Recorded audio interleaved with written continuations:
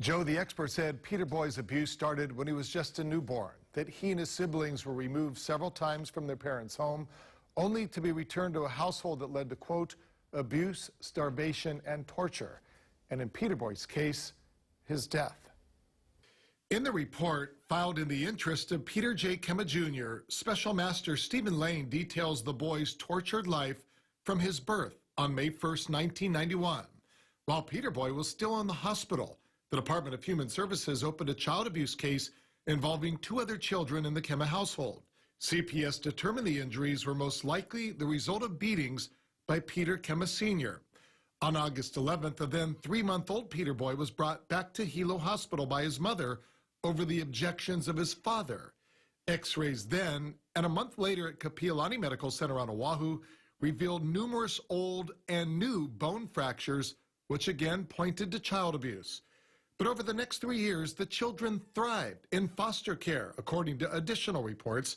And while Peter Sr. and his wife Jaylyn paid occasional visits, it was determined the children would be at extreme risk if ever returned to their parents.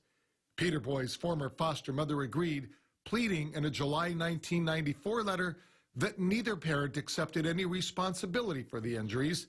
Neither was working and capable of caring for the children, and returning him to the parents would further traumatize him. But just 3 days later, Hilo's Department of Human Services did exactly that, returning Peter Boy to the care of his parents. Over the next 3 years, there were countless reports of missed appointments, canceled visitations, and additional abuse, ultimately resulting in Peter Boy's death in June of 1997.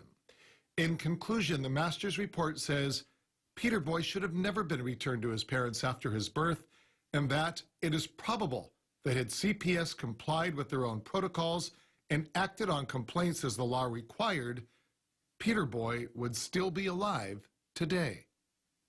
We've learned Peter Boy's siblings have retained an attorney in light of the report, though no legal action has been taken yet.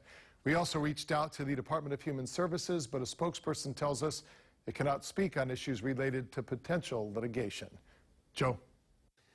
Thanks, Howard. A heartbreaking case.